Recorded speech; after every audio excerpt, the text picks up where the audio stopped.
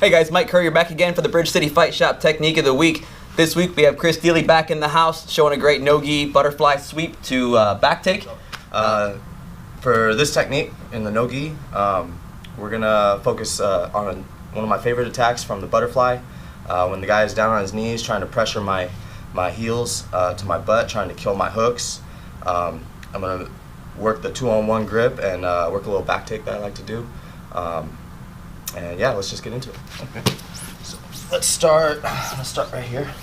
Okay, so I'm hand fighting with Mike, right? And I want to make sure that I'm always pummeling to the outside, right? So I can start controlling the 2-on-1. I don't like a 2-on-1 like this, where he has the inside grips. He pretty much has the 2-on-1 on me when I do that, right? So I always want to do like the wax off grip on the outside, and then right here. Okay, so and if it's not like this is acceptable as well. Okay, this will work also, but right here is typically where I like to go. Okay, once I start getting stuff like this, typically this guy's going to be coming in, he's going to be trying to keep my heels down so I can't get a lift, so I can't put hooks in and try doing like dummy sweeps or double ankle sweeps or anything like that. So from here, I'm going to load Mike up. Okay, to be able to do that, I need to butt scoot forward. When I do that, it's like a 1-2 effect where as soon as my butt comes in, my hooks are going to lift. Okay, when I do that, I'm going to keep my arms in tight, right, and it's going to be this leg extending and then this arm dragging. Okay, so it's going to look like this.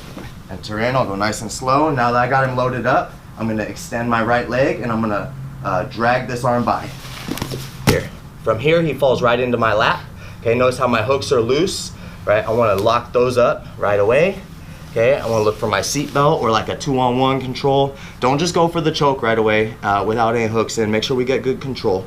Right, so a tight seat belt, keep your chest glued to his back, and then from here, typically they're going to be having that knee up, right? He's not just going to let me have that hook. So from here, I keep this half guard lock from the back, okay, and then I'm just going to open up my elbow here. That stretches him out.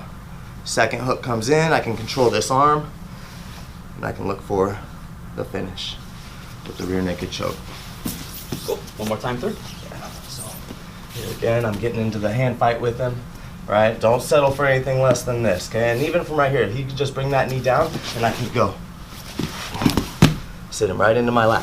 Seat belt, even if his arm's on the inside, just get right to that seat belt, lock it down. Half guard lock from the back, okay? And then I never just grab this and then look for that hook, right? I always anticipate that they're gonna be defending, okay? Don't waste that energy. Lock it up and earn it, all right? Second hook comes in. Rear naked choke.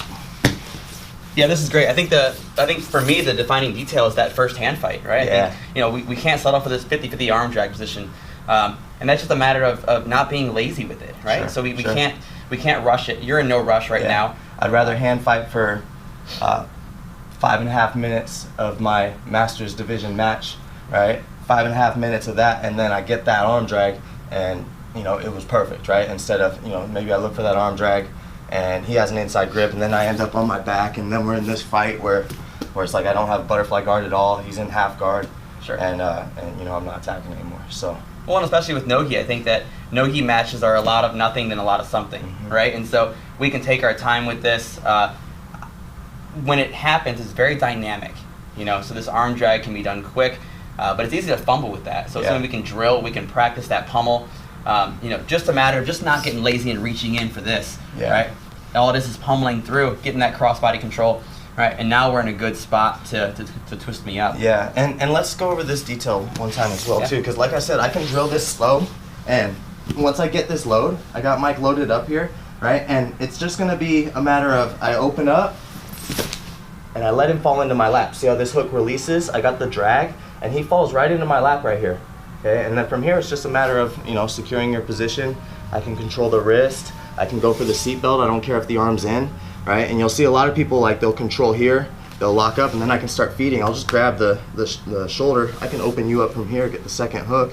If he's not defending, if he is, I open him up, I get the second hook, right? And then I hand fight. I can grab right here. I can start to look to finish this.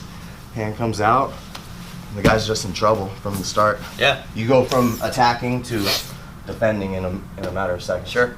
I feel like this is one of those sweeps too where anytime you have this false frame kind of feeling, where I expect one resistance and I get something different, right? So I expect there to be a frame there, the arm drag and the elevator kind of takes that away from me and I fall flat. Yeah. It's a great opportunity to snake that arm under the neck right away, right? It's hard for me to fall and defend at the same time. Yeah.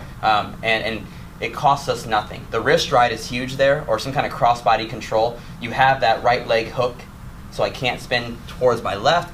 If you have the wrist ride, I can't spin towards my right. And that really kind of lets you have that right arm free to catch me on the way down.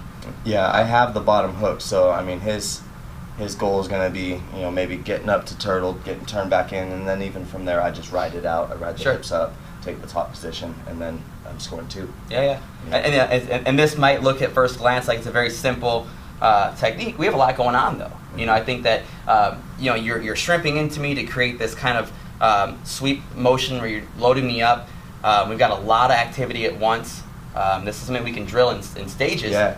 But there's a lot going on there. Yeah, and you can even do solo drills for this too. Like I'll have some of my students, I'll have them play butterfly, and then we just work on our lift, right? And not even so much just to your back, but I mean I can work it for my butterfly, side to side, right? Yeah. And it's that 1-2 of I'm not just going here and then lifting, right? It's a matter of my hips are coming underneath. I'm gonna win your hips. Yeah. And then when I had that 2-on-1 in there, man, just This is definitely a thing where we don't want to go move for move, right? You don't want to move and then have me counter, then you counter. It's not chess or checkers, right? I want to take 6 moves at once. Yeah. And I want to take this seemingly complicated procedure and turn it into one motion. Yeah, and you'll find too that there's going to be moments of pause, and those moments of pause might happen in just like the butterfly set. As soon as I get you loaded up, okay, maybe I can't lift you up fast enough to be able to drag you, but I still got you lifted, right? So then it's a matter of, okay, I'm gonna lift, boom, and then I go. Right? So there's that momentary pause where you might have them up in the air, and if they don't switch their hips fast enough, you're able to drag it by. Cool guys, thanks for watching.